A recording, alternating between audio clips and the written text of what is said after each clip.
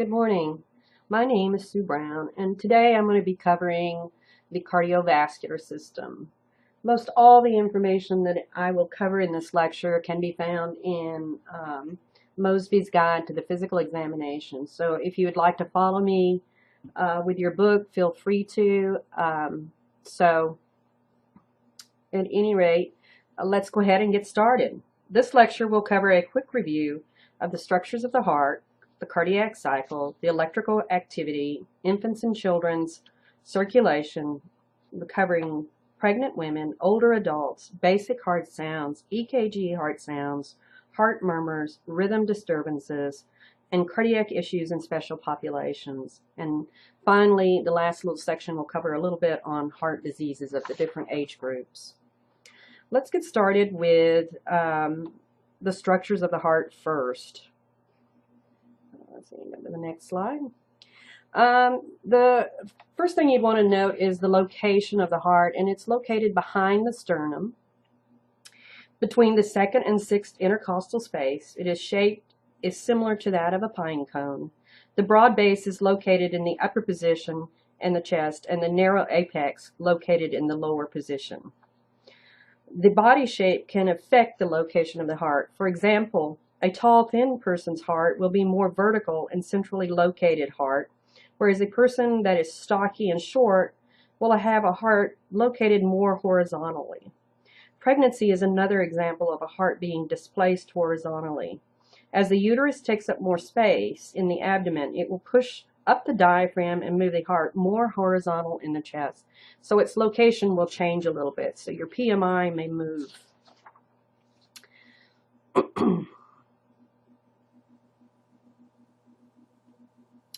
The structure of the heart, we can start with the fibrous sac, the pericardium. It's double-walled, one against the heart, and then an outer layer that's very fibrous. The epicardium, the thin outermost muscle layer. The myocardium, which is the muscle itself, the heart itself, is the thick muscular layer and is actually responsible for pumping action of the heart. The endocardium is the innermost layer. It lines all the chambers of the heart, and it covers the heart valves and the small muscles associated with the opening and closing of the valves of the heart. The heart has four chambers: a right and left atrium, a right and left ventricle. The left atrium and the left ventricle work together to form the left side of the heart, and the right atrium and the right ventricle forms the right side of the heart. The right heart and left heart are separated by an intraventricular septum.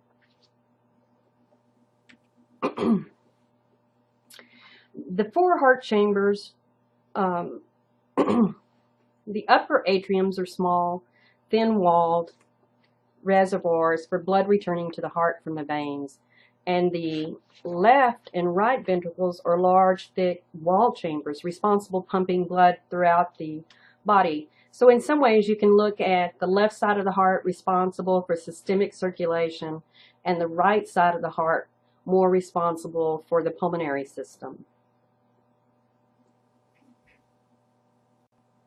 In addition, most of the anterior surface of the heart is formed by the right ventricle. So that means most of the time your right side of your heart will be the anterior to your chest.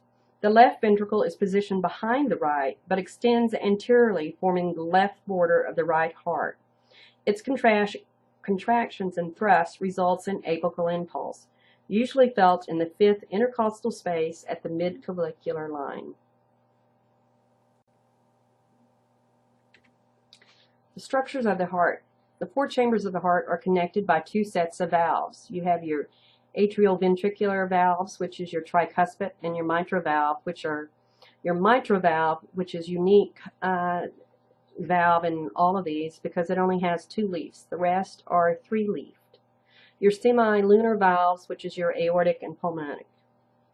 In a healthy heart, the atrioventricular valves separate the atrium from the ventricles.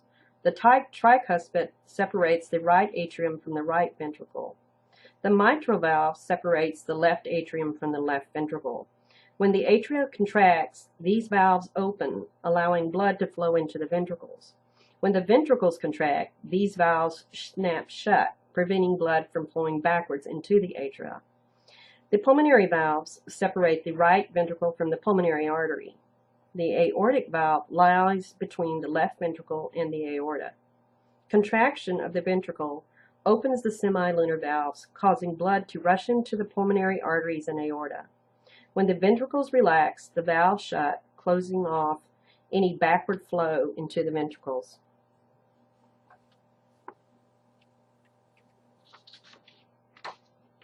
There's two phases in the cardiac cycle. There's the systolic, which causes the closure of the mitral and the tricuspid valve, which is your S1, the lub sound.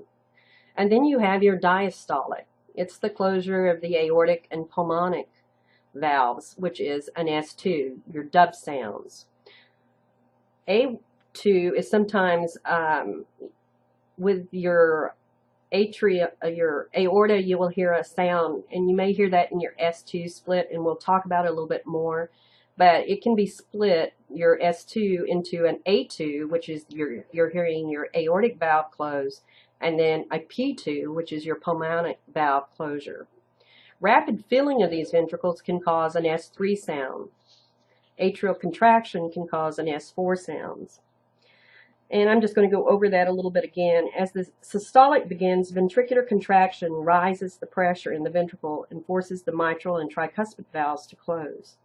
This valve closure produces the first heart sound, S1, which we had talked about earlier. Then the aortic and pulmonic valves are forced open, and injection of the blood into the arteries begin. Valve openings is usually a silent event, so you don't usually hear the valves when they open. It's only when they close. When the ventricles are almost empty, the aortic and pulmonary valves close, which causes a second heart sound, the S2 dub sound. This sound has two components. A2 is produced by aortic valve closure, and P2 is produced by the pulmonic valve closure. The cardiac cycle begins on the left side, slightly before the right side of the heart. For example, the aortic valve closes slightly before the pulmonic, so the S2 is often heard as two distinct components, referred to as a split S2, or A2, then P2. As the ventricle pressure falls below atrial pressure, the mitral and tricuspid valves open to allow the blood in the atria to refill the relaxed ventricles. Diastolic is a relatively passive interval until the ventricular filling is almost complete. This filling sometimes produces a third heart sound called S3. When the atria contracts to ensure the ejection of any remaining blood, this contraction can sometimes be heard, and it is considered an S4 sound. Although the valves are anatomically close to each other, their sounds are best heard in the direction of the blood flow through the heart, and that'll be an important thing to remember when you're trying to figure out heart murmurs.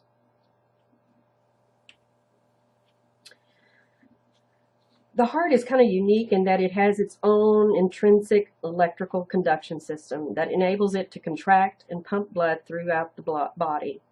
The electrical impulses originate in the sinoatrial node, or the SA node, located on the wall of the right atrium.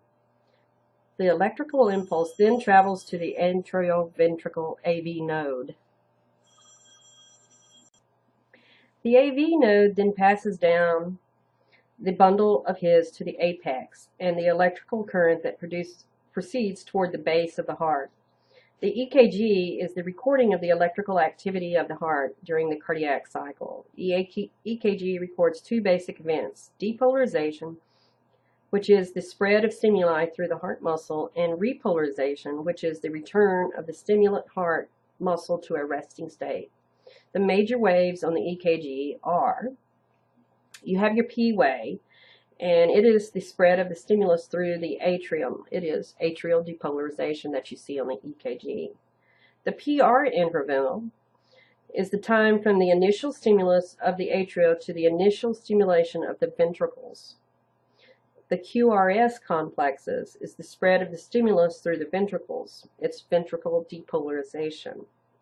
ST segment and T waves is the return of the stimulated ventricle muscles to a resting state, or ventricular repolarization.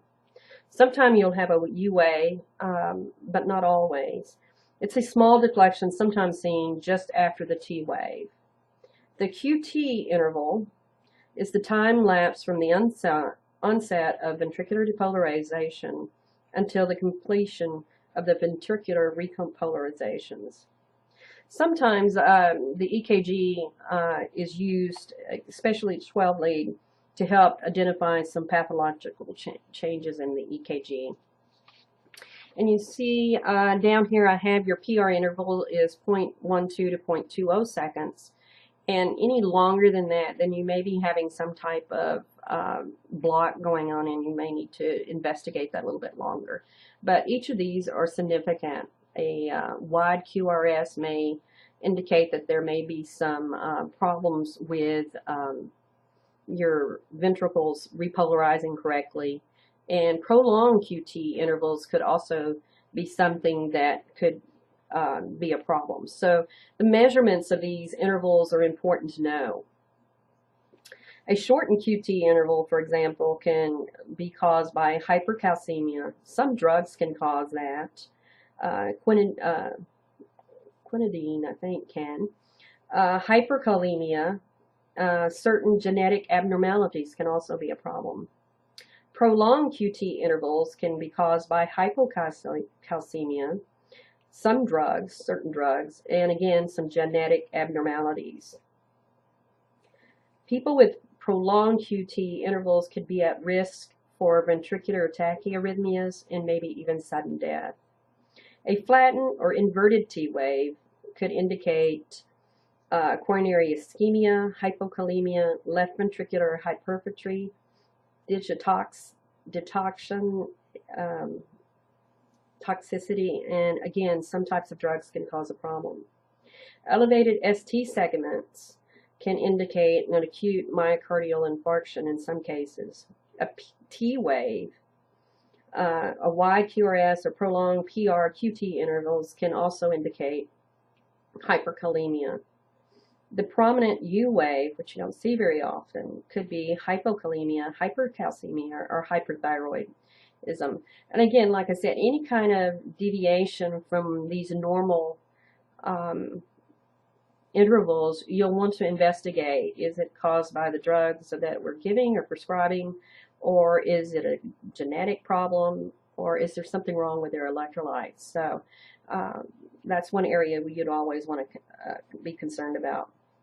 Some pathological conditions can include people could have seizure problems, cardiac dysrhythmias, or syncope or fainting.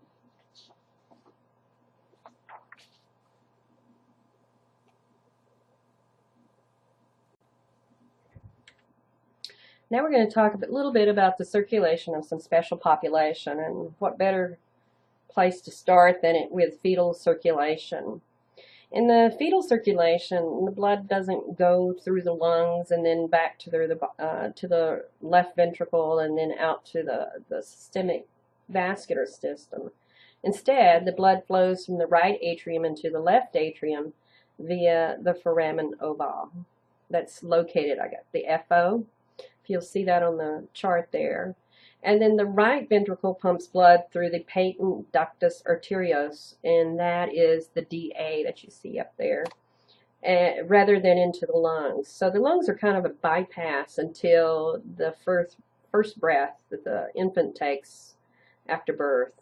The right and left ventricles are equal in weight, so the left works as hard as the right, so there's no change in muscle mass.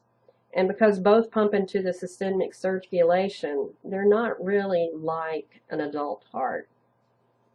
The changes that occur at birth includes the closure of the ductus arteriosus, usually within 24 to 48 hours, and the closure of the foramen ovale as pressure rises in the left atrium. The demand on the right ventricle as the pulmonary circulation is established, and the left ventricle assumes total responsibility for the systemic circulation. By 1 year of age, the relative size of the left and right ventricle approximates that of the adult ratio of a 2 to 1. The position in the heart is more horizontal in infants and young children than that of adults. Again, they're usually thinner. The apex of the heart can be located in the fourth intercostal space. Generally, adult heart position is reached by the age of 7 years.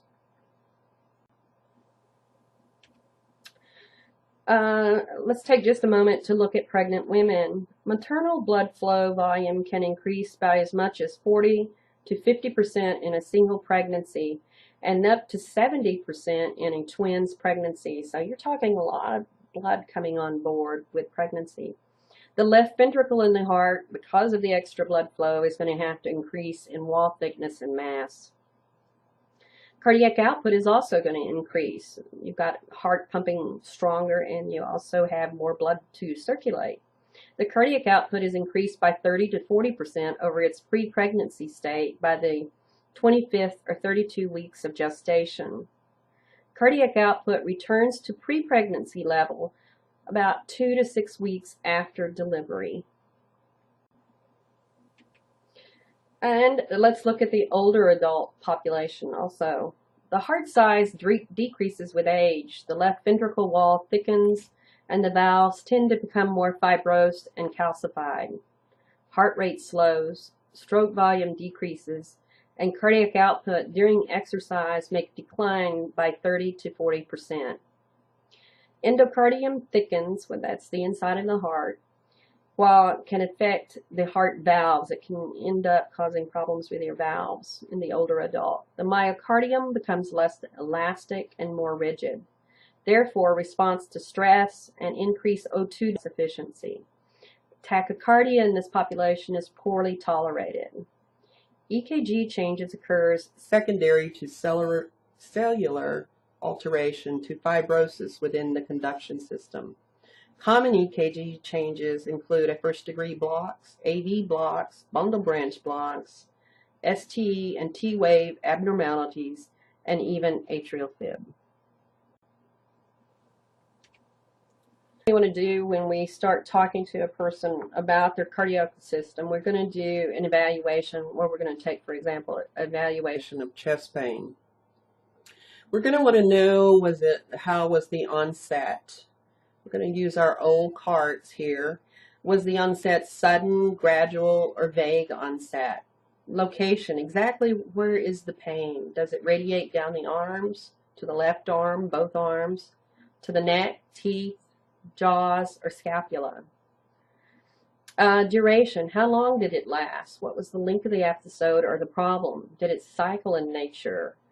Does it occur with movement? Or how long does it last? Character, nature of the pain, is it stabbing, burning, crushing, or clenching? Sharp, dull, or gnawing? What factors aggravate it or associated with it? Do they develop anxiety or dizziness? Do they become cold or clammy, sweating? Have they noticed that their lips get blue or pale?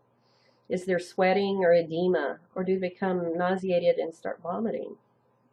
Relieving factors, what made the chest pain better? And its effect on the problem. Did rest make it better? Were there medications such as nitroglycerin, DIG, diuretics, beta blockers? What kind of medications made it better? What are some of the home remedies that they use to help relieve their chest pain? You'll always want to ask about that. Temporal factors, frequency of occurs, and how often does it occur? Is it a single attack, or have they had several attacks, or is it intermittent? Does it just come and go?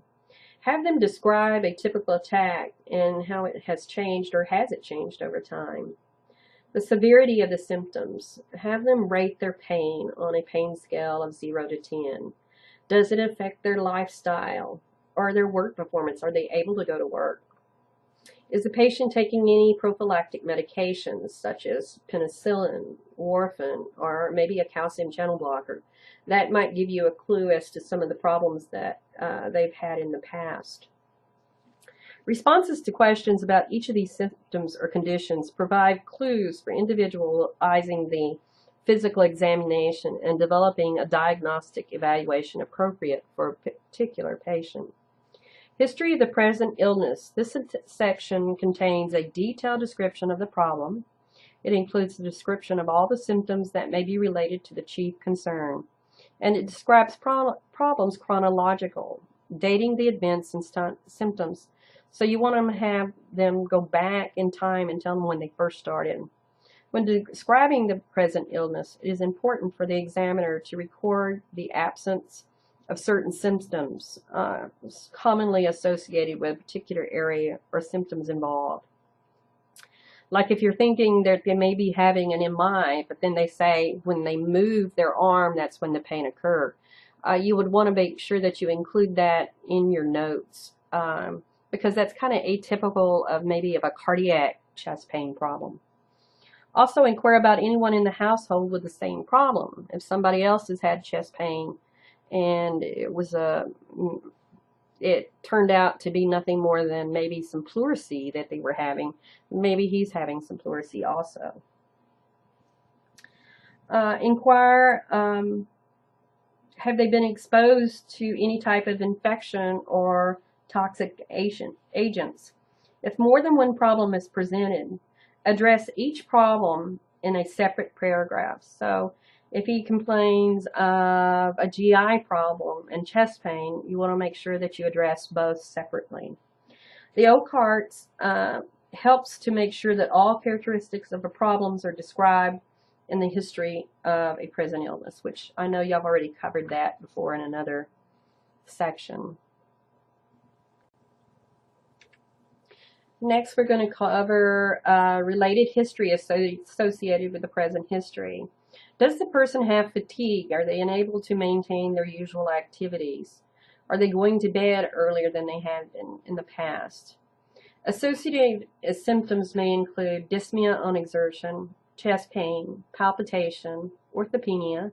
Are they having to sleep with pillows under their back? Are they having trouble going to bed at night and sleeping? Do they have problems with anorexia, nausea? What kind of medications are they on? Are they on beta blockers or DIG or something like that? If they're having a cough, when did it onset and how long? Is it characteristically dry or wet? Does it occur more at nighttime, aggravated by laying down? You may be concerned about maybe a little congestive heart failure here. Are they on any type of ACE inhibitors? Do they have difficulty with their breathing? Any type of dyspnea or orthopnea? Again, ask them if they have to use pillows when they go to bed. Is the shortness of breath made worse by activity? Loss of consciousness? Have they had any syncope or any palpitation or dysrhythmias that they know about? Have they had any type of problems when or syncope when they turn their head suddenly or looking upward? A change in position could also cause some type of syncope. So be sure to question those areas. Past medical history. We're going to want to know if they've had any cardiac surgery or if they've been hospitalized for any type of cardiac evaluation or disorder. Have they had any stress tests or anything? Do they have an underlying rhythm disorder? Do they maybe go in and out of atrial fib, or do they have PVCs?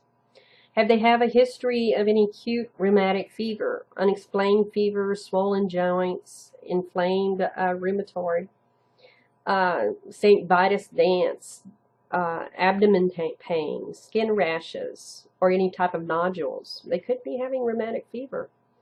Do they have any chronic illness such as hypertension, a bleeding disorder, hyperlipidemia, diabetes, thyroid dysfunction, coronary artery disease, obesity, congenital heart defects? Under family history, we're going to want to look and see if there's a history of long QT syndrome. Is there a history of diabetes or heart disease, and how many generations back? Under heart disease, you want to know if there's anybody that had maybe died at a young age. Is there dyslipidemia, obesity, congenital heart defects in the family? You're also going to want to look at family members with risk factors. What is their morbidity and mortality related to cardiovascular system? Age at the time of illness or death, sudden death, as I said earlier. particularly in the young and middle-aged relatives. The younger the cardiovascular disease, the more serious it is for the individual. Under personal and social history, we're going to want to know about their employment. What kind of physical demands, environmental hazards such as heat, chemicals, dust, sources of emotional stress.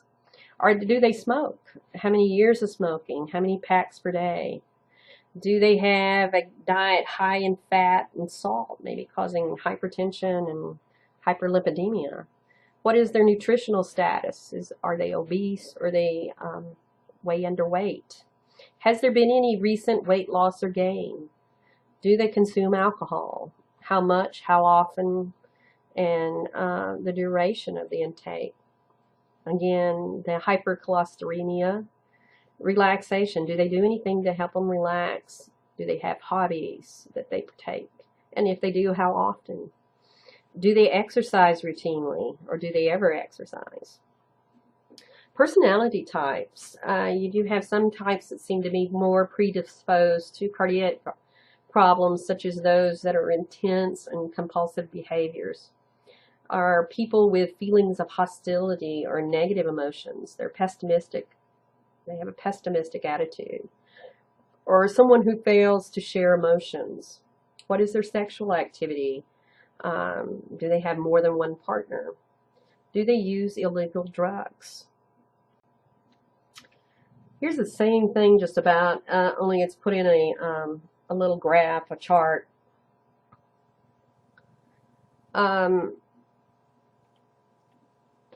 Gender. Men seem to have more problems with cardiovascular disease than women. Women, after they turn or go through menopause, seem to have more of a problem with heart disease, and also women that use oral contraceptives. Do they have hyperlipidemia? Again, that's something you're going to want to know.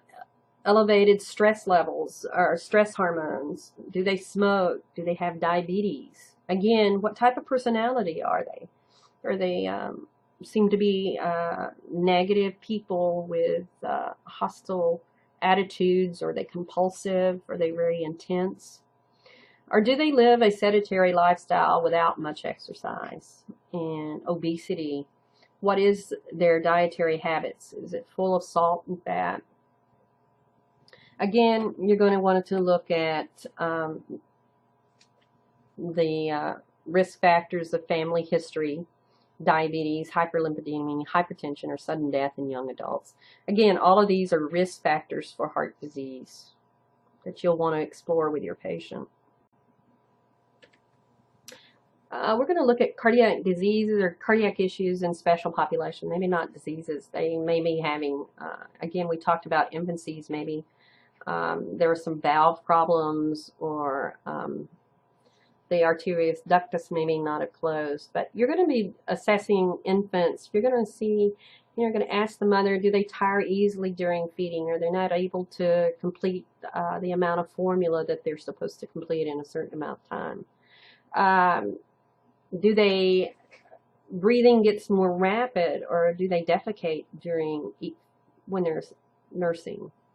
Does the mother notice that they become cyanotic, or do they have any kind of cyanosis around the mouth?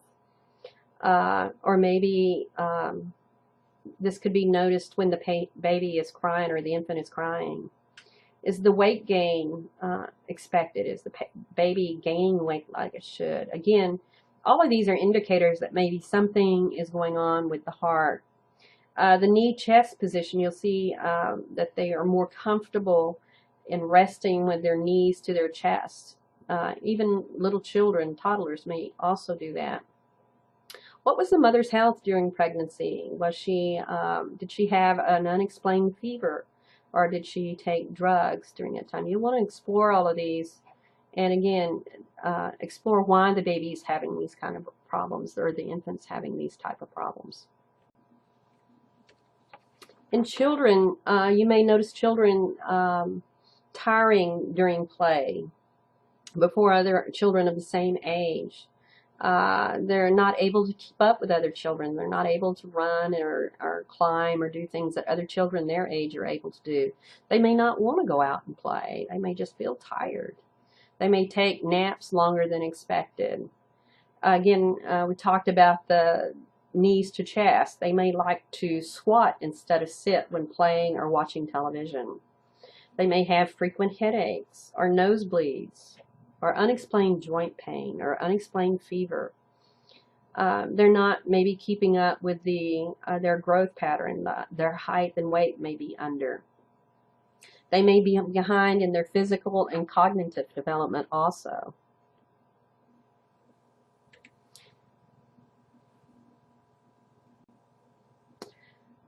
Cardiac issues in pregnant women. You want to find out if they had any history of cardiac disease or surgery. Maybe they've had a mitral valve problem.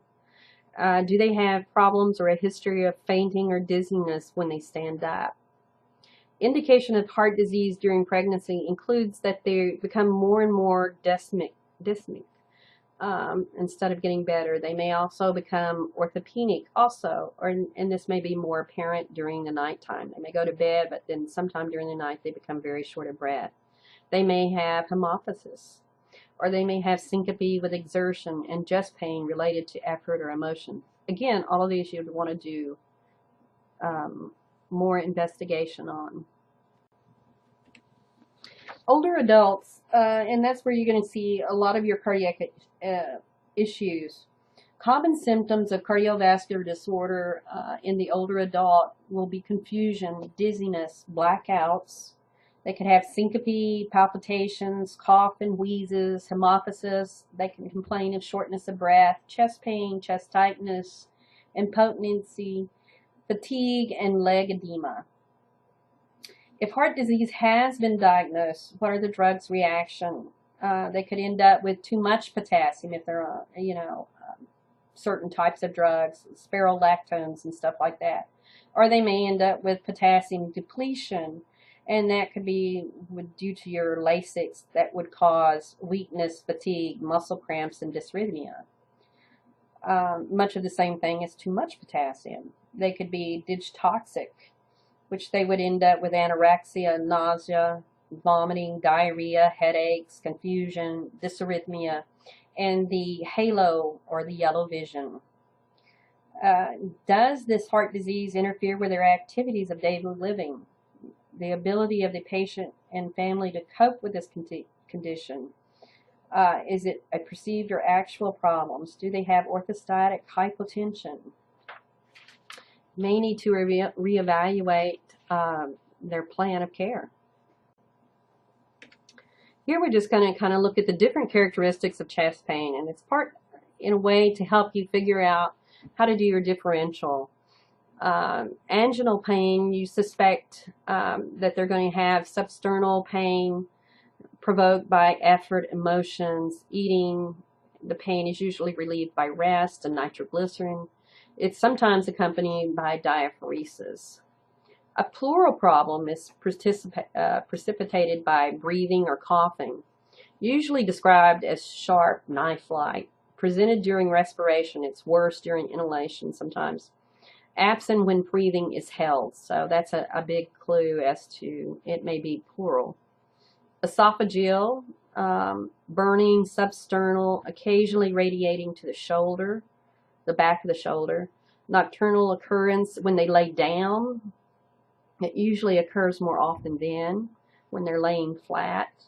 Food seems to help, antacids, and even sometimes nitroglycerin can help, which makes it difficult to differentiate sometimes between actual cardiac pain.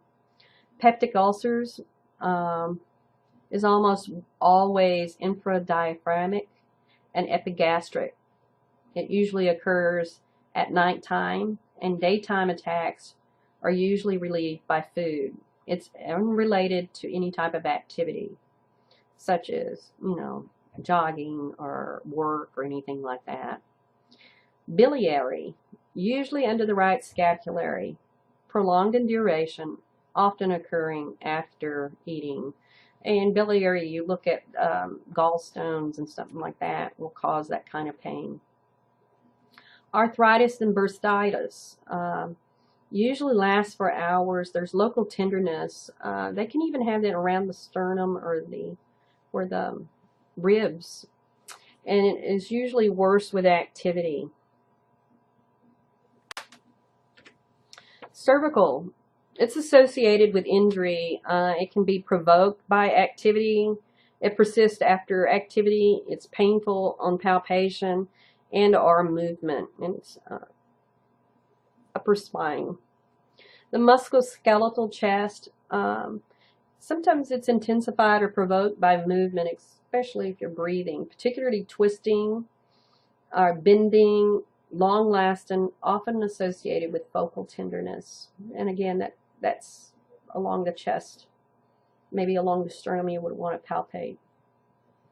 Psychoneurogenic, associated with and after anxiety, poorly described, located in the immammary region. Okay, now are ready for the physical examination of the heart. How are we going to start our assessment? The proper sequence of assessing a cardiac function is first inspection, palpation, percussion, and auscultation.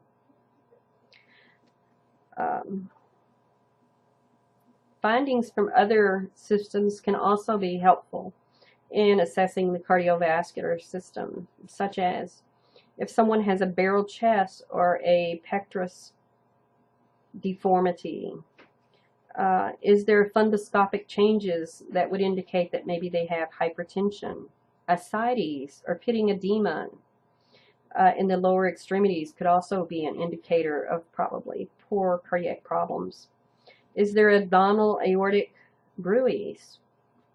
Is there crackles in the lungs? Or there engorgement in the liver? Is the liver enlarged? Again, you take all of this together and look for signs of cardiac issues to make your diagnosis. Inspection. You want to use a tangential light source. It can be used to allow shadows to help accent the surface flickering of an underlying cardiac movement when inspecting the chest wall. So you're looking at inspection. The apical impulse should be visible at the mid-clavicular line in the fifth intercostal space, but it can be obscured by obesity, large breasts, or muscularity in men. In some adults, the apical impulse may be visible at the fourth intercostal space. In a healthy heart, the apical impulse is seen in one space. It should only cover the one space between the ribs, not many, or more than one. In some patients, the apical impulse may be visible only when the patient is sitting upright. You should keep in mind that the findings can be affected by the shape and thickness of the chest wall and the amount of tissue, air, and fluid through which the impulses are transmitted. More or less, the thicker the chest wall or the heavier the patient, the more difficult it is to see the apical impulse. Inspection of other organs may reflect important information about the cardiac status. For example, you're going to want to look at the skin for any signs of stenosis or venous distension. Inspect the nail bed for cyanosis and look at your capillary refill time. Can also be used as important cardiac tools for evaluation. The next step is palpation. The examiner should use the proximal halves of the four fingers held gently together or use the whole hand. Touch lightly and let the cardiac movement rise to your hand. Because sensation decreases as you increase pressure, be sure not to put too much pressure. Start at the apex and move inferior along the left sternum border, and then move up the sternum to the base and down right sternum into the epigastrium or axilla. Feel for the apical pulse and identify its location by the intercostal space and distance from the mid-sternal line.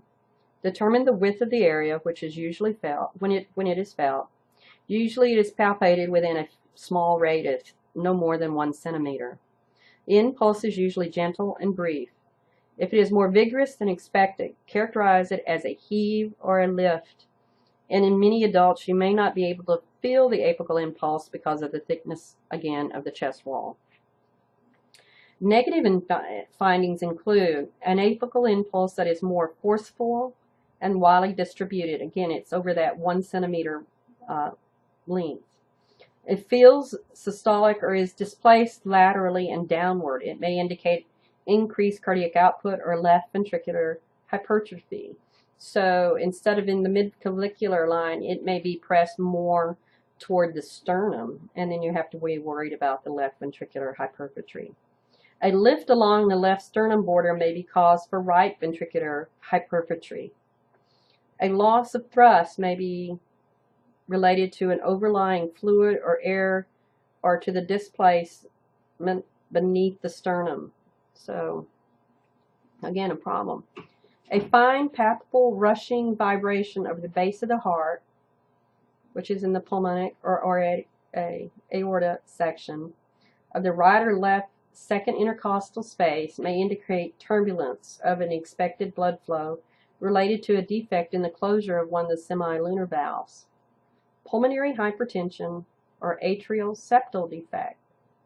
Locate each sensation in terms of its ICS or intercostal space and its relationship to the mid-sternal, mid-claviculary, or axillary lines. You want to be sure to be able to describe where you felt it. While palpating the mid-pericardium, use your other hand to palpate the carotid artery, so you know that you are describing the carotid pulse in relation to the cardiac cycle. The carotid pulse and S1 are practically synchronized. Okay, on to percussion. Percussion is of limited value in defining the borders of the heart or determining its size due to the rigid chest wall. Left ventricular size is better judged by the location of the apical impulse. The right ventricle tends to enlarge in the anterior-posterior diameter rather than laterally, thus diminishing the value of the percussion of the right heart border. A chest X-ray is really the most useful in defining the heart's borders. If a chest X-ray is not possible, you can estimate the size of the heart by percussion. Begin tapping on the anterior axillary line, moving medial along the intercostal space toward the sternal border. The change from a resonant to a dull note marks the cardiac border. Note these points with a marking pen, and the outline of the heart is visibly defined when you get through.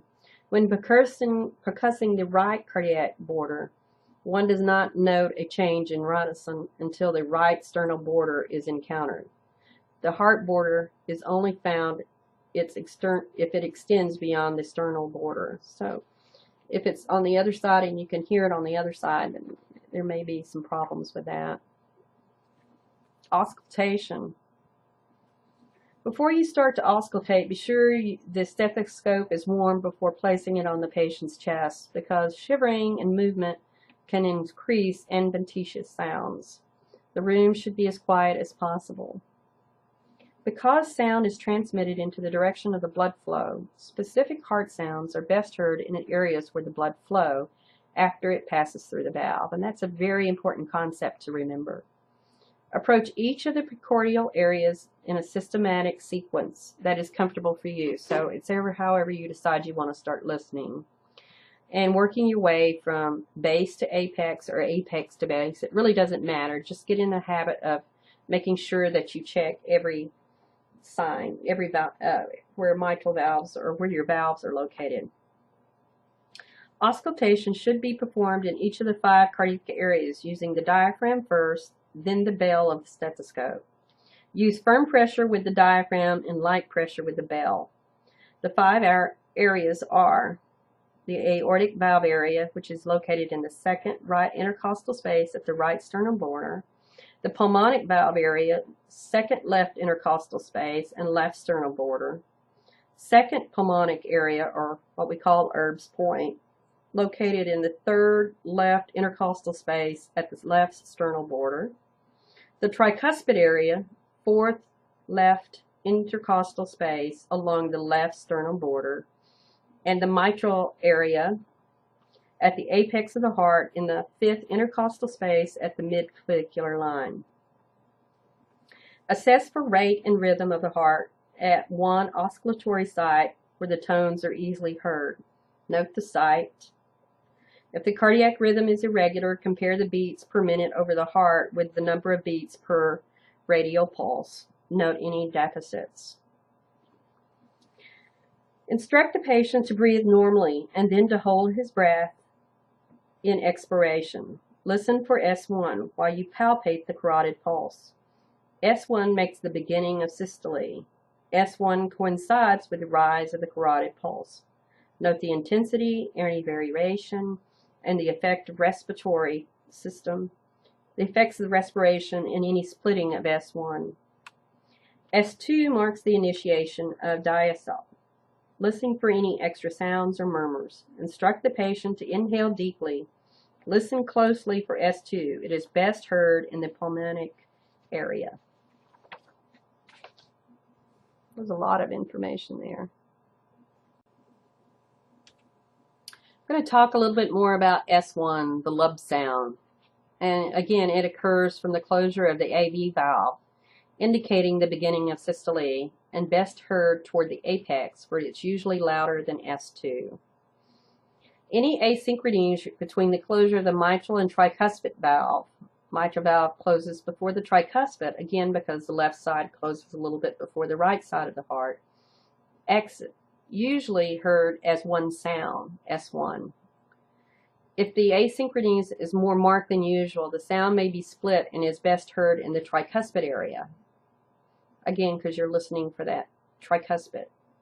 S1 sound is louder when blood viscosity is increased, such as in anemia, fever, hyperthyroidism, anxiety during exercise, and with mitral valve stenosis.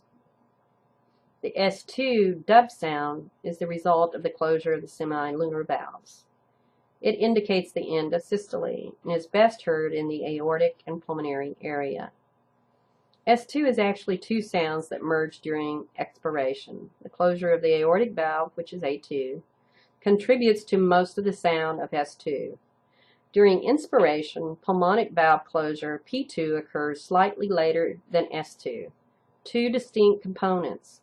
This is a split S2. Splitting of S2 is an expected event because pressures are higher and depolarization occurs earlier on the left side of the heart. Ejection time on the right side of the heart are longer, and the pulmonic valve closes a bit later than the aortic valve. Splitting of S2 is greater at the peak of inspiration. Basic heart sounds. During diastole, the ventricle fills in two steps. An early passive flow of blood from the atria is usually followed by a more vigorous atrial ejection. So the valves open, the blood runs down into the ventricles, and then, after most of it has been emptied, then the atrium injects the rest of the blood out of it. The passive phase occurs relatively early in diastole, distending the ventricular walls and causing vibration. The resultant sound is an S3. It's very quiet, low-pitched, and often difficult to hear. The second phase of ventricular filling, vibration in the valves, papilla, muscles and tendons, and ventricle walls produce S4 sound. Because it occurs so late in diastole, S4 may also be difficult to hear and may be confused with a split S1. Increasing venous return by asking the patient to raise his legs, or arterial pressure by asking the patient to grip your hands vigorously and repeatedly, may help to differentiate S3 and S4 sounds. Again, it's where they're located in diastole that you have that may help you indicate whether it's an S3 or S4. Now we're going to talk about the variation of splitting of S2. Again, remember we talked about that splitting S2 can be very normal because of the timing of the valve closure. Wide splitting of S2. The split becomes wider when there is a delayed activation or contraction or emptying of the right ventricle, resulting in delayed pulmonic closure. This can occur if you have a problem with the right bundle branch, or if there's stenosis or delay in the pulmonic valve closing. If you have pulmonary hypertension, it can also delay the ventricular emptying or when the mitral valve regurg induces early closure of the aortic valve. The split becomes more narrow, and it is even limited or paradoxal when the closure of the aortic valve is delayed, such as in a left bundle branch block. So you may not hear that splitting as well if it's a left bundle branch block. Fixed splitting. Splitting is fixed when it is unaffected by respiration. This occurs with delayed closure of the pulmonic valve when output of the right ventricle is greater than that of the left, such as it occurs in a large atrial septal defect or a ventricular septal defect with left to right shunting or right ventricular failure. And then the last is the paradox splitting. Paradoxic splitting occurs when closure of the aortic valve is delayed, such as in cases with a left bundle block, so that P2 occurs first instead of A2. The interval between P2 and A1 is heard during expiration and disappears during inspiration. So you always want to check to have the patient, if you hear something, have the patient take a deep breath and hold it, and then exhale and hold it.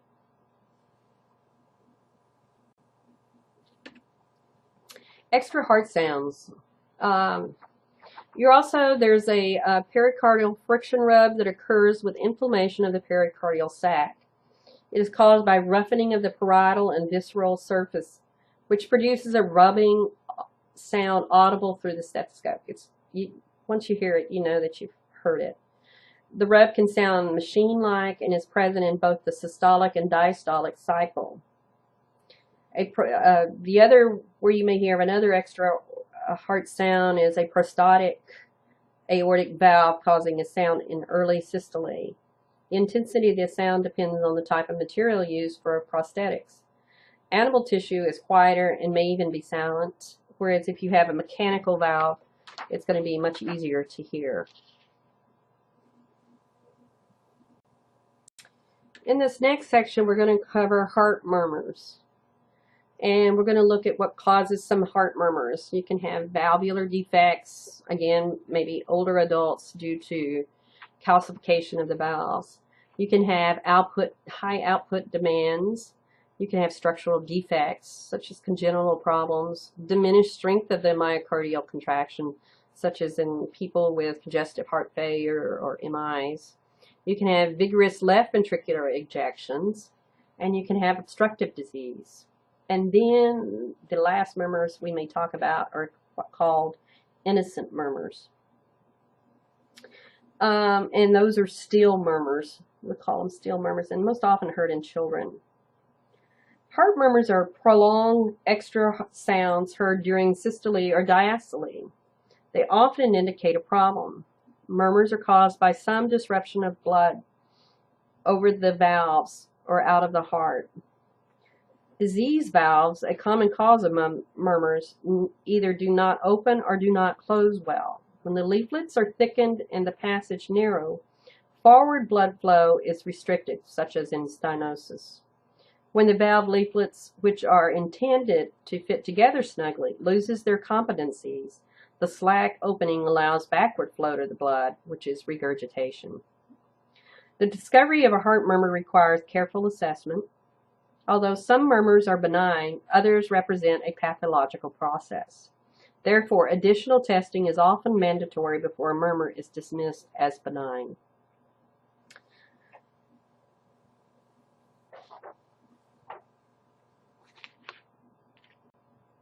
Again, some murmurs are the result of a high output demand that increases the speed of the blood flow through the heart, such as in thyroid toxicosis, anemia, or pregnancy.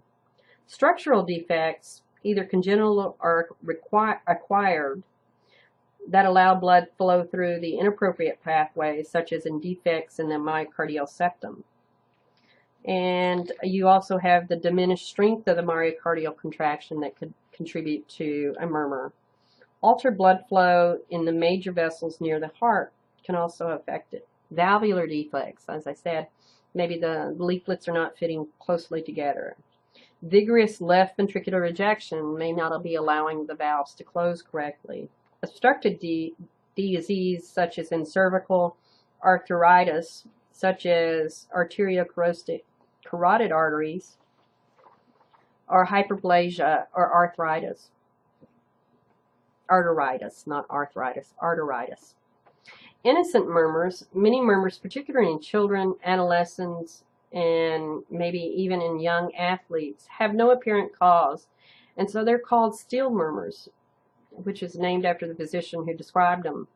They are presumably a result of vigorous myocardial contraction, the consequence of a stronger blood flow in early systolic or mid-systolic, and the rush of blood from the larger chamber of the heart into the smaller bore of the blood vessel. The thinner the chest of the young makes the sound easier to hear. They are usually a grade 1 or 2, usually mid-systolic. They don't radiate, or they have a medium pitch. Blowing is brief and often accompanied by a split of S2. Such murmurs heard in a recumbent position may disappear when the patient sits or stands because of the tendency of the blood to pool. So positioning when you're listening to heart murmurs are also important. Heart murmurs should be described according to the grade, which is the intensity, location, radiation, pitch, whether they're high, medium, low, their quality, blowing, rumbling, harsh, musical, or whether they occur, how they occur in the cardiac cycle. Are they crescendo or crescendo, which is increasing intensity because of the increasing blood viscosity, or decrescendo, decreasing intensity because of the decreasing blood viscosity. Timing and duration can be either located early diastolic, mid-diastolic, late systolic, early diastolic, mid-systolic, wholly systolic, and continuous. That means throughout the entire systolic and diastolic phase. Again, we'd already described the pitch as being high, medium, or low. Low pitches are usually best heard with the bell. The other pitches can be heard with the diaphragm. Intensity. You're going to have to put a grade on it. So intensity, a grade 1 is barely audible. You're going to need a really quiet room and almost total attention on trying to listen for a grade 1. Grade 2 is quiet, but you can also still hear it, of course, with your stethoscope. And grade 3 is moderately loud. It's when you get to the grade 4 that you're going to have a thrill, and that's important. It kind of splits it there. They're loud, the murmurs are loud, and they're associated with a thrill at a grade 4. A grade 5 is very loud, and the thrill is easily palpated. A grade 6 is very loud, audible with the stethoscope not in contact with the chest. Thrill is palpable and visible. And I haven't seen a lot of grade 6s. I've seen some, but not very many. Thank goodness. Okay, the quality of the murmur should be described as harsh, raspy, machine-like, vibratory, musical, or blowing. Are usually some of the terms that you'll hear people use to describe a murmur. But you should describe the murmur how you hear it. It may sound different than any of these, but you should be consistent on how you would describe it. Location, again, anatomical landmarks. Where is the area of the greatest intensity? And it's usually in the area where the valves are, or where they're normally transmitted to. The blood flow. Follow the blood flow. Radiation. Anatomical landmarks. The site farthest from the location of the greatest intensity at which the sound is still heard. It's usually transmitted in the direction of the blood flow. Respiratory phase. Again, if you're listening for the still murmurs, you may not hear it if you have them standing. Intensity, quality, and timing may vary. Venous return increases on inspiration and decreases on expiratory variations. Here I went through the book and had basically grouped these together, and I took the information from the book. So if you want to look at the pictures there and follow, you can. But I kind of put the mitral valves and tricuspid valves together and listed what they sound like and their quality. And I also put sometimes what causes them. Again, I listed them, as you could see, where they're located, and I don't think I need to read each one of those to you. But again, they were taken from the textbook, and I think it's easier when you talk about murmurs if you talk about, you know, the different things that come together, like mitral stenosis and tricuspid stenosis. And I'll explain that a little bit more as I go through this presentation. Again, more of the same. It's just however you want to look at, or however you want to understand how to understand valves and murmurs. Again, for me, it's easier to think about the tricuspid and the mitral valve and the pulmonic valve and the aortic valve, because they're sometimes pretty similar. And this is kind of the way I look at it, and you can feel free to use this, or if you have your own system, certainly use your own system. But for me, I just put down all the valves. I mean, we only have 4 valves. So I list the tricuspid valve, the mitral valve, the aortic valve, and the pulmonary valve. And then if I'm talking about a problem that is heard during diastole, again, I think of which way the blood is flowing. And so I know that if we're in diastole, I know that the tricuspid and the mitral valves are open. So I know that blood flow can be blocked. And stenosis means prevention of the forward movement of blood through the constricted valves. So for me, I know during diastole, if I hear a murmur, I know it could be a tricuspid stenosis, mitral stenosis, or it could be an aortic regurg or a pulmonary regurg if I'm having a backward flow of the blood. Again, I just kind of so those are my 4 choices, and then I want to locate where the sound is best heard. So if I hear a diastolic murmur, I then can kind of go, well, what are my choices there? In a systolic murmur, again, I'm back to the tricuspid, the mitral valves, and we also have problems because the mitral valve, as I said earlier, is kind of unique. It only has 2 leaflets instead of 3. We can have an extra problem with one of the cuspids. So I list mitral valves twice, and aortic and pulmonary. Again, I know the tricuspid valve should be shut in systole, and the aortic and pulmonary valves should be open. So I know backward flow would occur if the valves were diseased in the tricuspid and mitral valves, which would cause a regurg sound. And in the aortic stenosis, we have blockage of the forward movement, so my aortic and pulmonary would be stenosis. And those are my choices if I have a systolic murmur.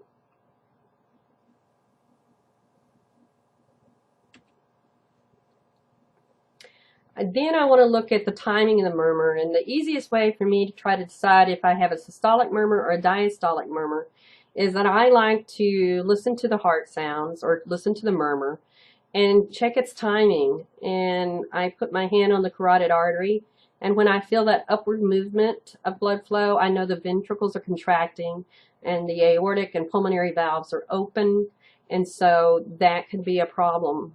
I know that that is systole. And if I hear a murmur then I know I have a systolic murmur, not a diastolic murmur. Again, I put the valves together, the tricuspid and mitral stenosis, and you have to understand what kind of sound they make. And for me, I kind of went back and looked at the anatomy, and I know that these are low pressure valves, and if you have stenosis in them, the maximum pressure that the atriums produce is like 2 millimeters of pressure on the right side and 6 millimeters of pressure on the left side. So therefore, they're not going to create a lot of pressure, and they're not going to create a lot of sound either. So you're really going to have to listen closely. You may want to use a bell. Their pitches are usually low and probably more difficult to hear, especially the tricuspid. I mean, it is really a low pressure area. Then I look at the tricuspid or mitral regurg. And I know this one's going to be in much higher pressure because it occurs during systole. And that's when the ventricles are contracting. And so what you're going to get is you're going to get sounds of a holy systolic, high-pitched, blowing murmur because the ventricles are going through the ventricles are pushing blood through the mitral and tricuspid valve, and they're not supposed to be going there. And when you look at the pressure in the ventricles, such as in the right, there's 20 millimeters of pressure in the right ventricle and 100 in the left, you're going to get a lot of pressure and a much higher sound. So you would suspect that you would have holy systolic, high-pitched, blowing murmurs. Mitral valve prolapse produces, and this is just something for me I remember, produces a mid-systolic click due to the failure of one of the cuspids during systole. Again, it occurs during systole, and the valve, one leaflet of the valve gives way, and you'll hear it click. And mid to late, you may hear a systolic murmur a little bit later on. And that is how I remember which murmurs, where they go. Again, think of blood flow. Where is the blood going to? Aortic and pulmonary stenosis produces a mid-systolic click. It's more diamond-shaped. It's harsh and it's loud. Again, we're under high pressure. And they are often associated with thrill. So you can feel them with your fingers on the chest, if you will, and you may feel a little bit of thrill. As the ventricles begin to contract and the blood is pushed through the constricted valve, it causes a crescendo sounding until the ventricles are fully contracted. And then decrescendo occurs as the ventricles begin to relax. Your aortic and pulmonary regurg. And you know that that's going to occur during diastole. It produces an early diastole, high-pitched, blowing murmur, usually a grade 3 or less. It is difficult to distinguish aortic regurg from pulmonary regurg, and that's basically what they say.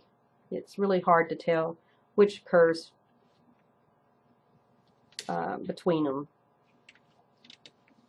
The final step in inserting murmur is the importance of the location and radiation of the murmurs.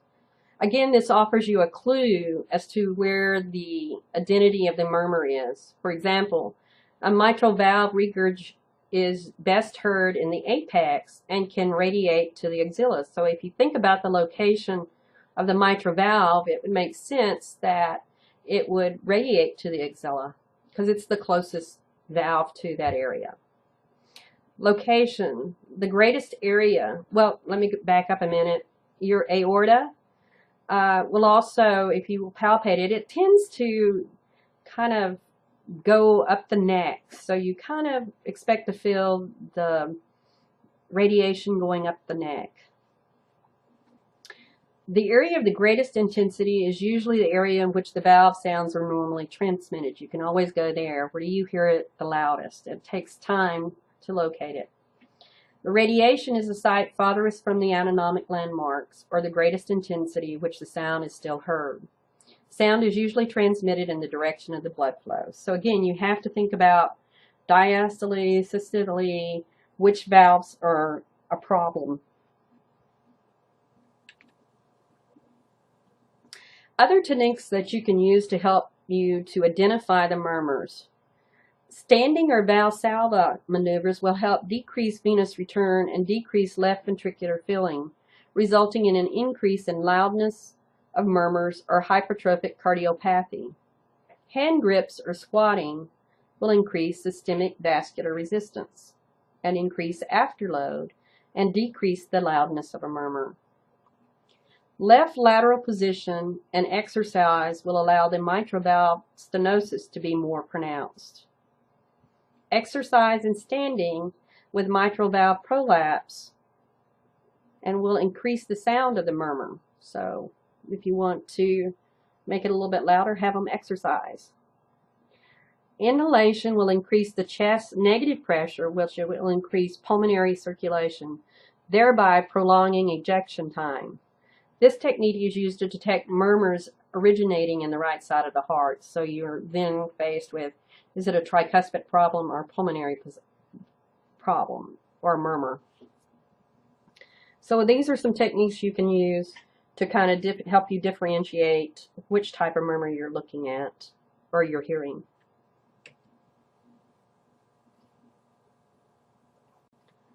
Next, we're going to talk about the cardiac exam of a newborn.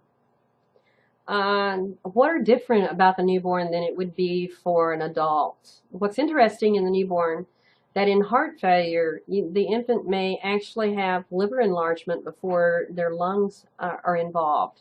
So you may not hear crackles in the lungs, but you want to know about the liver. That may be the first place that enlarges. They also will have some purplish coloring of the skin and mucous membranes. It's associated with maybe polycythemia. A whitish coloring could indicate shock. Central cyanosis suggests congenital heart disease. Acrycinosis, or cyanosis of the hands and feet without central cyanosis, is usually not a concern. You'll see babies with little blue hands, and they'll get better. Apical impulses is located at the 4th and 5th left intercostal space, just medial to the mid-clavicular line. So again, they're located a little different than adults. If they have a pneumothorax, it will shift the apical impulse away from the area of the pneumo. So whatever side the baby may have a pneumo on, the apical impulse will move away from the area of the pneumo. Diaphragmatic hernias can shift the heart to the right. Dextrocardia, which is where the heart is reversed, results in apical impulses on the right. The right ventricle is more vigorous than in the left in a full-term newborn. Pulmonic valve closure may be felt in a very thin newborn.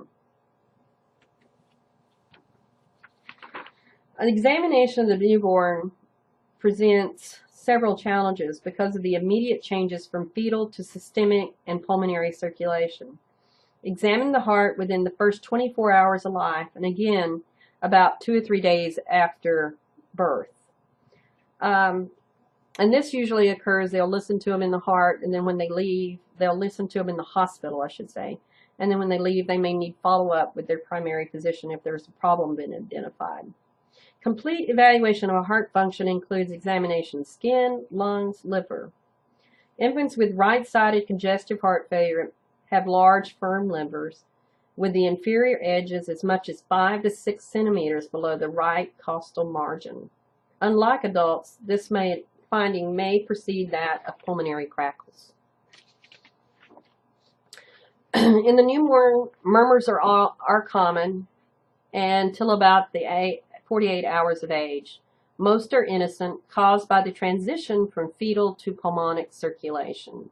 These murmurs are usually a grade 1 or 2. Murmurs that extend beyond the S2 and occupy diastole and have a machine-like quality, they may be associated with a patent ductus arteriosus. Remember, that murmur you're going to hear during the systole and diastole. It's continuous. The murmur should disappear when the patent ductus closes in the first 2 or 3 days of life. Diastolic murmurs are almost always significant and must be investigated. So if they're still heard, you need to continue to follow up and try to figure out what the problem is. Infants' heart rates are more variable than those of an older child.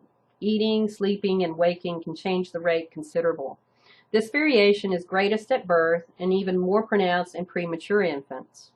Rates close to 200 beats per minute are not uncommon, but they may also indicate paradoxal atrial tachycardia. Ordinarily, the decreased rate is relative to rapid, and at a few hours of age, the rate may be closer to 120. A relatively fixed tachycardia is a clue that there's some problems. Maybe it is this atrial tachycardia, PAT, that the infant is having. But it should vary according to their activity. Children have what we call sinus arrhythmias. It's a physiological event in childhood. The heart rate is faster on inspiration and slower on expiration. And you can see that on an EKG. Heart rates in children are more variable than in adults. Again, when they're young, inspiration may affect how fast their heart rate is. Most children's murmurs occur in infancy, and children are of congenital disease. However, rheumatic fever still accounts for most acquired murmurs. Some murmurs, you have to remember, in children are innocent, and the physical exam of the child should include weight gain or recent weight gain or loss, developmental delays, cyanosis or clubbing of the fingers or toes. Cyanosis is a major clue to congenital heart defects that impede oxygenation of the blood. I'd like to go back just a minute and talk about the variability in children. And sometimes this is more apparent when a child's under any type of stress, such like they have fever or they're exercising. Just little things can increase their heart rate. It's not unusual for their heart rate to increase by 10 to 20 beats for each degree of temperature elevation that they have, and adults really don't do that. Again, one of the other major differences between adults and children. Pregnant women, heart rate in women gradually increase throughout the pregnancy until it's about 10 to 30% higher at full term. The heart position also shifts more upward and toward the left during pregnancy. Again, it becomes a little bit more vertical due to the enlarging uterus. There is more audible splitting of S1, again, because of the extra blood volume, and S2. And S3 may not be readily heard after 20 weeks of gestation. A fourth heart sound, although, is abnormal and should require more investigation. Systolic ejection murmurs may be heard over the pulmonic area in 90% of the pregnant women. Murmurs can be intensified during inspirations. Murmurs, all of them, should be less than a grade 2, so it's going to require careful assessment. Cyanosis, clubbing, or distended neck veins, or development of a diastolic murmur also suggests a problem. Older adults may be more fragile, and the pace of the exam may need to be modified to accompany the needs of the patient. They may not be able to lay down. They may have curvature of the spine, or they may have some problems in getting into the right position. Again, adjust your assessment so that you can accommodate your patient. Heart rate may be slower or more rapid with a wide range that may vary from the low 40s to more than 100 beats per minute. Atopic beats are fairly common. Apical pulses may be harder to find because of the increased anterior-posterior diameter of the chest. In obese older adults, the diaphragm is raised and the heart is more transversed. S4 is more common in the older adults and may decrease left ventricular compliance. The heart is less elastic. Early soft physiological murmurs may be caused by aortic lengthening and sclerotic changes.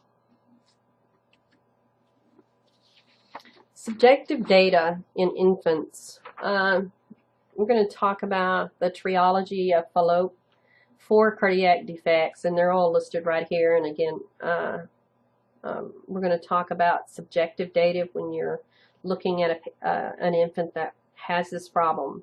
They become very dysmic with feeding. They have poor growth and intolerance to any type of activity or exercise. They may have paradoxal dyspnea with loss of consciousness and even central cyanosis, which is called the triology spell when they lose consciousness. Your objective data may include a parasternal heave and pericardial prominence, systolic ejection murmurs over the third intercostal space. Older children tend to develop clubbing of the fingers and toes. Surgical repair is recommended after the first triology spell.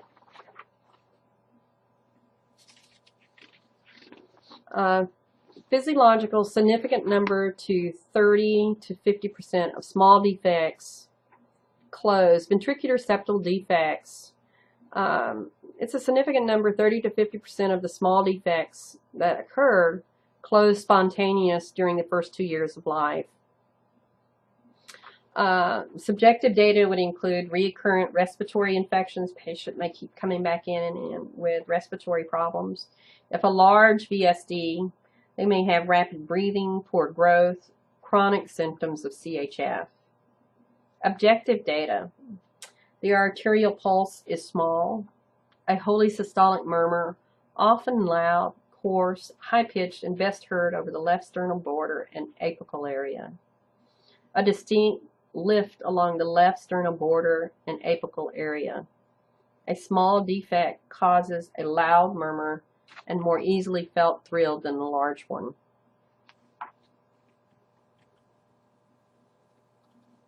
Atrial septal defects.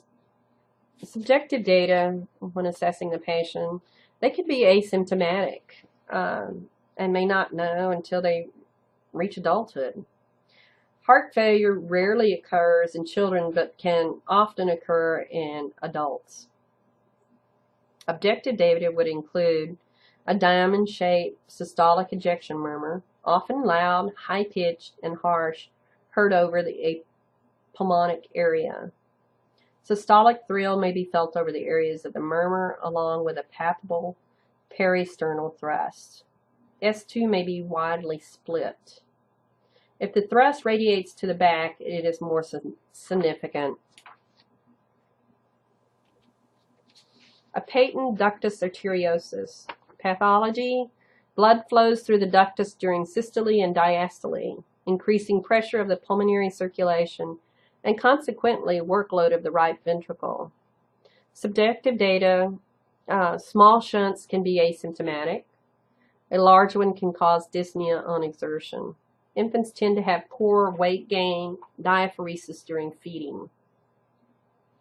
Objective data: you may have dilated or pulsating neck veins, vessels, wide pulse pressure, bounding pulses in the upper extremities,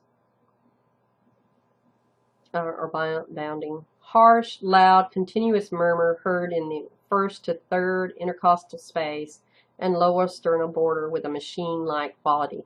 The machine-like quality is one of the terms they use for a persistent ductus arteriosus.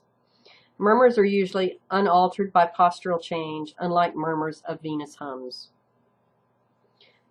Indocin, if they want to keep the ductus open, which they may, in some cases, may wish to, they can use Indocin. If they want to close the duct, trying to get the arterial ductus to close, they may give the patient prostaglandins, and that will help shut the ductus. Arterial ventricular septal defects. Subjective data. It tends to be associated with trisomy 21 or Down syndrome in 35 to 45% of the cases. It's usually diagnosed in the first year of life. Heart failure manifesting as failure to thrive, tachypnea, and diaphoresis with feeding. They have recurrent bouts of pneumonia is also common. Objective data: systolic and mid-diastolic murmurs in infants and older children. Neonates may not have murmurs, that is, audible, due to the relative equal systemic and pulmonary vascular resistance. They may have a wide split S2. Surgery in the first year of life to correct the defect is required to avoid the onset of irreversible pulmonary hypertension. So if they go past the first year, it may be more difficult. Well, they'll have pulmonary hypertension. And they usually want to wait until the infant weighs 5 kilograms to do the surgery. Corrotation of the aorta. If you can see on the picture there, you can see that it's circled there. It's actually a narrowing of the aorta. Subjective data, Choriotation presents insidiously in 60% of the children with no symptoms at infancy. Choriotation is usually diagnosed by a pulse discrepancy between the arms and the legs, or on physical exam by the right arm hypertension on a blood pressure measurement.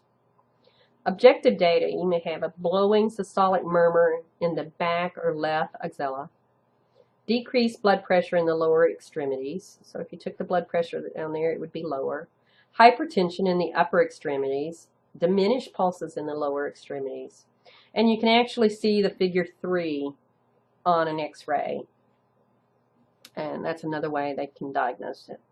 Infants with severe choriotation have equal upper and lower extremity pulses from birth until the ductus arteriosus closes. And this is one of those cases where they may choose to keep it open. They may keep it open to ensure adequate blood flow to the lower extremities. Surgery or balloon angioplasty of the aorta now can be used to correct the problem.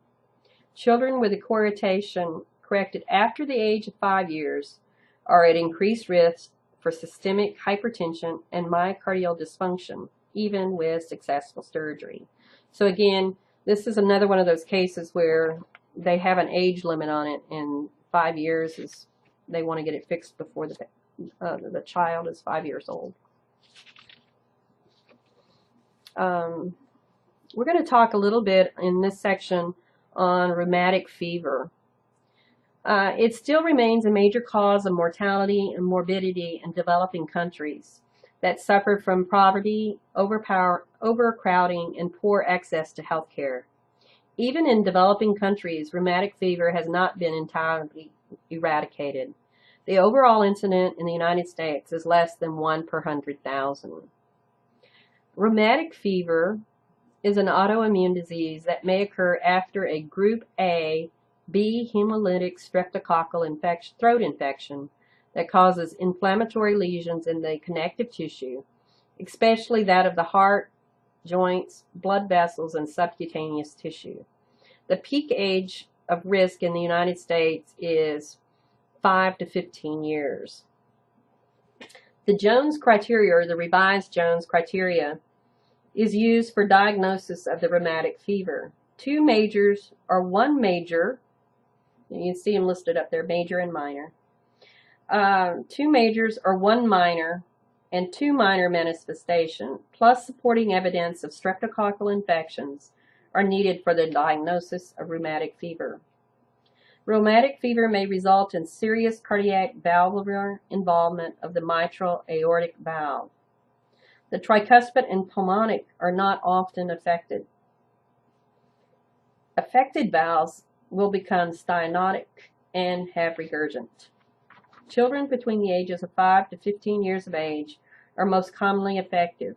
Prevention, adequate treatment for streptococcal pharyngitis or skin infection is one way of preventing it. Here I've got listed the major manifestation in the Jones criteria, which the patient may have carditis, which is cardiac inflammation, polyarthritis, which is more than one joint is painful and enlarged. Chorea is characterized by involuntary purposeless movement, may accompany ataxia and slurring of speech. It is self-limiting. Erythema marginatum is a macular serpentinous, which means it kind of looks like a serpent or a snake. Erythematous rash with a sharply demarcated border. Appears primarily on the trunk and extremities of the face, but the face is spared. Subcutaneous nodules occur in severe cases and most commonly over the joints, scalp, and spinal cord. The nodules vary in size and are not tender and freely movable under the skin. Minor manifestation, they may have clinical presentations of previous rheumatic fever or rheumatic heart disease. They may have arthralgia, fever, prolonged PR interval on the EKG. Laboratory findings may include an elevated erythrocyte sediment levels. C-reactive proteins may be elevated, or they may have leukocytosis. Supporting evidence of streptococcal infection includes increased titer of the antibodies, positive throat culture for group A strep, and recent scarlet fever.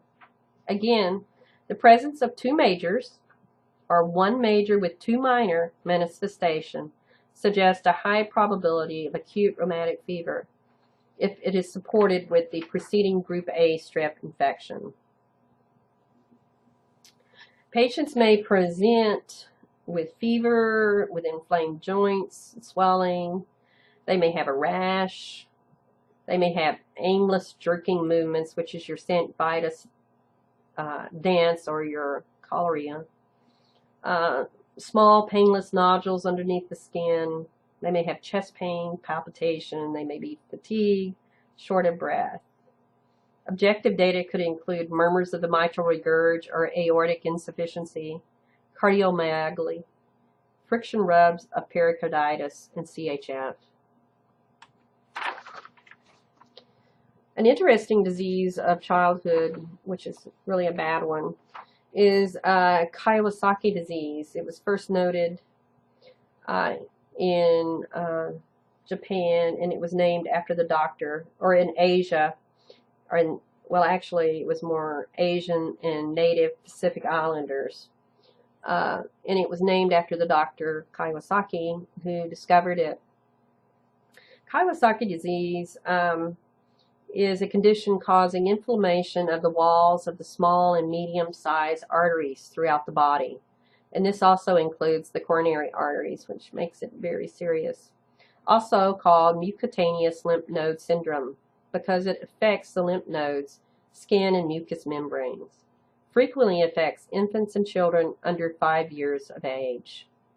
Subjective data includes high fever lasting longer than 5 days.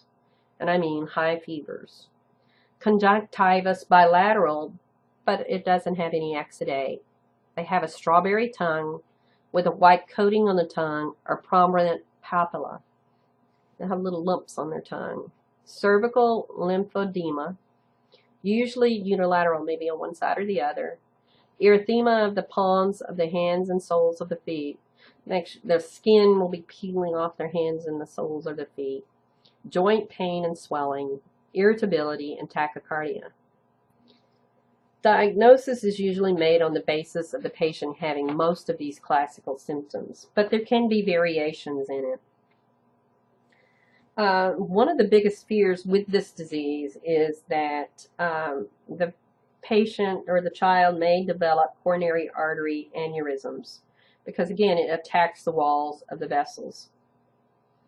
To be diagnosed with the classical Kawasaki disease in the absence of anything else that would explain the disease, again, it's the disease of elimination. We don't know what else could cause these. They will need a high fever and 4 of the following criteria, which we just listed up here, 4 of those. The treatment, interestingly enough, is to include IVIG, which is your immunoglobulins of 2 grams per kilogram over 10 to 12 hours in the first 10 days of the illness. Now, aspirin should be started at 80 to 100 milligrams per kilogram per day. And you all know that we always avoid aspirin in children, but in this case, aspirin is the treatment of choice. They're going to divide it into 4 doses and not to exceed 4 grams a day until the patient is afebrile for 48 hours. And then reduce it to 3 to 5 milligrams per day until markers of the acute inflammation, which is like the high C reactive protein, because we don't have anything to diagnose Kawasaki disease, until it's normalized again. But the patients are sick and their fever just doesn't break. They're usually hospitalized if they have the more serious variation. Like I said, they may not have all of this, but they need to have 4 of these problems before they can be diagnosed with the Kawasaki disease. Heart disease in the older adults. Atherosclerotic heart disease is usually caused by deposits of cholesterol or lipids in the coronary arteries, causing CAD. Angina is another problem that are common in the elderly. Pain caused by myocardial ischemia. Pain can be intense pressure that radiates to the neck, jaws, or arms. Again, more common in the left arm than the right. Senile cardiac amyloidosis, amyloid fibril protein produced by chronic inflammation or neoplastic disease, deposits in the heart, and can also cause problems. Aortic sclerosis, thickening and calcification of the aortic valves.